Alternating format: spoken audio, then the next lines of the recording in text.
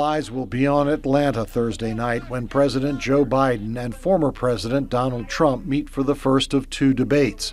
But with First Lady Jill Biden visiting Virginia Beach on Thursday and former President Trump rallying supporters in Chesapeake on Friday, the Commonwealth is claiming a more prominent role in the campaign conversation.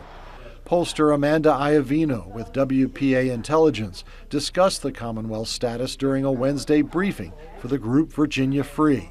If you look at the trend lines in Virginia, it is more competitive than definitely than where it was in 2020, and more competitive, I think, than where we thought it was going to be as of maybe this time last year. Political analyst Bob Denton isn't ready to declare Virginia a battleground state just yet, but it's significant that the Trump people really believe Virginia could be in play because the first visit after the debate is in the Commonwealth of Virginia.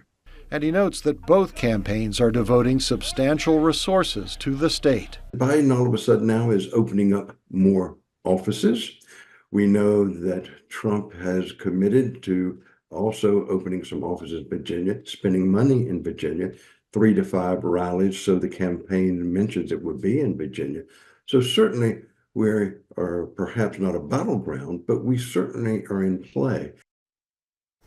And so what will that mean for the campaign ahead? As Dr. Bob said in his interview, we should see both candidates and their surrogates at multiple campaign events here in Virginia.